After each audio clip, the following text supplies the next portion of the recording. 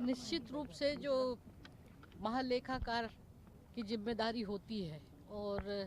सारे अधिकारी कर्मचारियों का जितना भी लेखा जोखा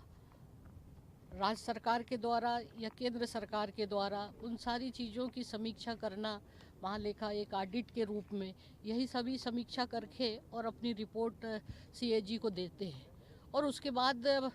लोकसभा में पटल पर रखते हैं, जिस तरह से प्रदेश में विधानसभा में, और उस पर चर्चा होती है। तो ये इस एक प्रकार से ये इस निष्पक्ष एक संस्था है, स्वतंत्रता, जहाँ पर किसी भी तरह का कोई इंटरफेयर नहीं होता है। और निश्चित रूप से इनकी कुछ जिम्मेदारी भी इनको दी गई है, जैसे लोकसभा के सांसदों का पेंशन, विधानसभा का पेंशन, सदस्यों का पेंशन, अब इनको न्यायाधीशों के लिए भी, और जितने भी जो सेवानिवृत्त होते हैं उन अधिकारियों के भी पेंशनों का निपटारा भी इनके ही द्वारा ये महालेखाकार जो विभाग होता है, तो इसमें इनकी बहुत बड़ी जिम्मेदारी होती है। और मैं समझती हूँ कि पूरे लोग बड़ी ईमानदारी के साथ कार्य करते हैं और उसकी रिपोर्ट को ये पूरे उस पटल पे रखकर विधानसभा और लोकसभा में चर्चा होती है। तो कुछ चीज़ें मैंने भी जानना चाहा था और चूँकि जितनी भी जो बजट आता है तो वो रिपोर्ट मुझे भी देते हैं और मेरे माध्यम से फिर विधानसभा में जाती राज्यपाल के माध्यम से। और मैंने ये बात भी थोड़ा सा ध्यान आकर्षित किया था कि जो शेड्यूल एरिया के लिए जो स्पेशल बजट का प्रावधान केंद्र सरकार के द्वारा भेजा जाता है,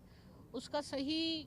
मायने में देखा जाए तो वो 100% उस बजट का उपयोग नहीं होता है। कई विभाग में 50%, तो कभी 70%, 80%, तो हम इसको रिमार्क करके शासन से पूछते हैं कि आखिर क्यों नहीं खर्च किया। ये पैसा जब सेंट्रल गवर्नमेंट का उनके विकास के लिए आया है,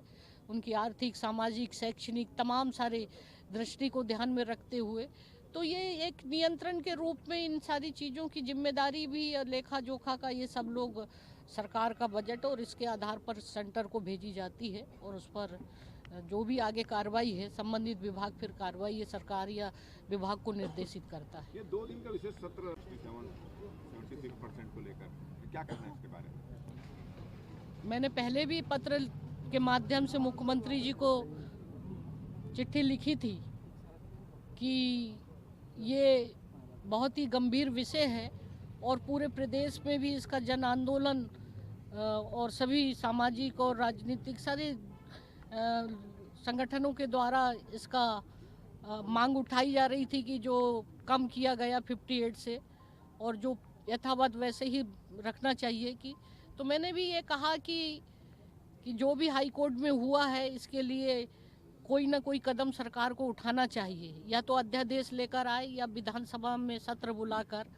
या जो भी कुछ उनके द्वारा उचित है जल्दी से जल्दी इसका समाधान होना चाहिए। और उसी दिशा में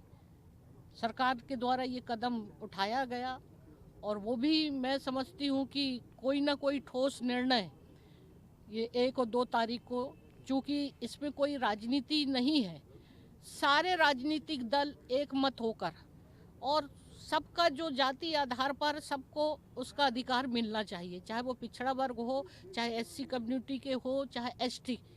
जो प्रदेश के आंकड़े हैं, जो भी जनसंख्या के आधार पर जो आयोग गठन किया गया था, जो रिपोर्ट उनके सामने आई होगी, उसके आधार पर अगर निर्धारण अगर होता है तो उसका समाधान होगा। और मैं यही चाहती हूँ कि सबको अपना हक अधिकार मिले। सरकार संशोधन विधेयक